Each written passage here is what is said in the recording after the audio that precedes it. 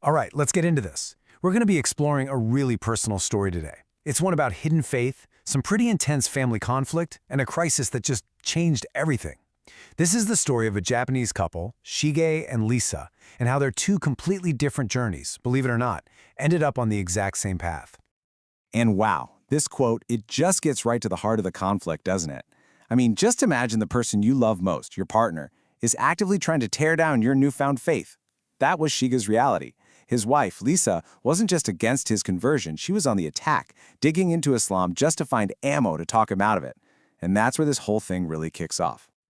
So, how did Shige even get to this point in the first place? Well, his journey started way before all this, with a search for a spiritual home, something that actually felt real to him.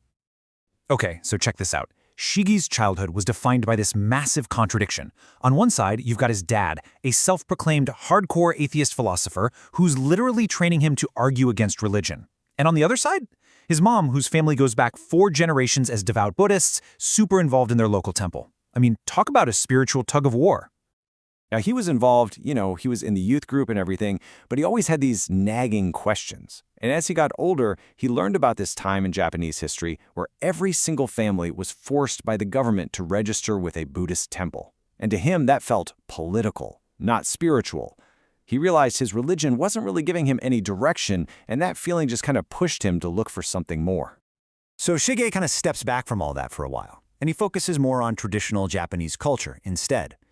But his search, well, it wasn't over. It just took a really unexpected turn, one that led him to a truth he felt was just so obvious and simple. In 2012, his whole world shifted. He had a friend who had come to Japan as a political refugee, fleeing the civil war in Syria. And one day, Shige just asked him a really simple question: what is God to you? He wasn't trying to debate him, he was just curious. And his friend told him about this concept that was a total revelation for Shige. It wasn't some complicated theology. It was a simple, powerful idea at the heart of Islam, the absolute oneness of God, a creator that is completely unique, completely separate from creation. Not some guy with a beard in the clouds, not the universe itself, just one singular, uncreated creator. For Shige, this was like a lightning bolt. It was, as he put it, just obvious. It felt like the thing he'd secretly believed his whole life, but had always pushed away. Partly because of his dad's atheism, partly because of his commitment to his Buddhist community. So the spiritual journey for him, it was actually super short. The idea just clicked. So, believing, that was the easy part. The real struggle, the mountain he had to climb, was figuring out how to tell everyone. His philosopher father, his Buddhist mother, and especially his wife. He knew nobody was going to be happy about it. And that fear, well, it kicks off this whole new chapter in his life, a chapter where his faith had to live in the shadows, completely hidden from the people who were closest to him. Shige's life basically became a secret double life. He was praying when no one could see him, coming up with excuses for why he couldn't eat during Ramadan.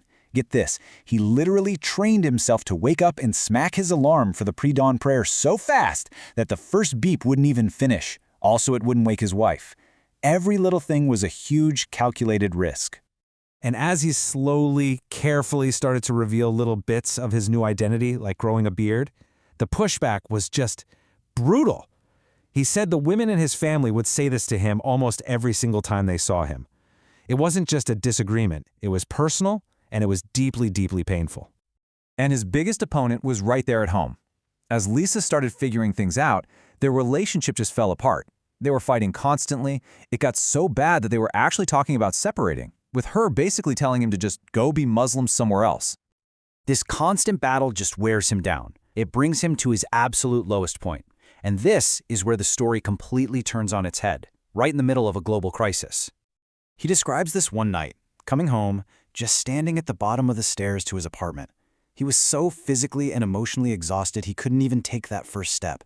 He was done fighting, done defending himself, and for the very first time, he just surrendered. He made a prayer, basically saying, "I can't do this anymore. Please, just take this from me." And what happens next is just wild. You have to remember, this is the very beginning of the COVID-19 pandemic. We're talking peak fear, right? Nobody knows what's going on. First, Shige gets sick, but he gets over it. Then, just as he's getting better, Lisa gets sick. And unlike him, she's not getting better. For weeks, she just kept getting worse. So now Lisa is isolated in her quarantine room, all alone with her thoughts and her escalating fears. She can't see her family, her health is failing, and she starts to really face her own mortality, just imagining the absolute worst. And then, completely out of the blue, she says this to Shige.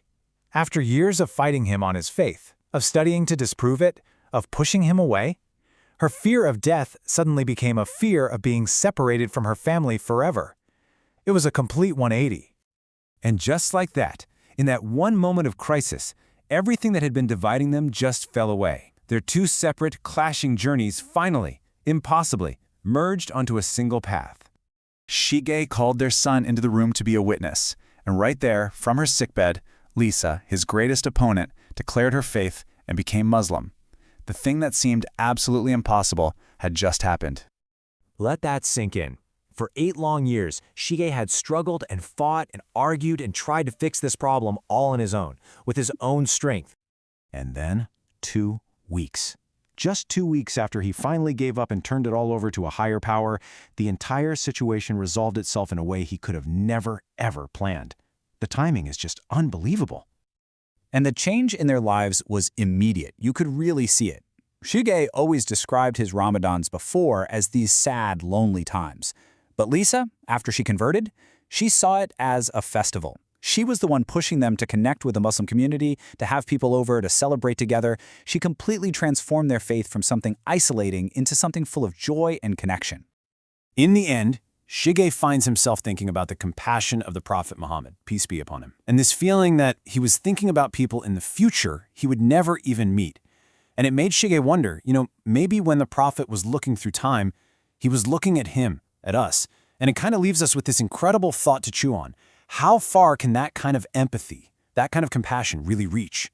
Not just across the world, but across centuries of time.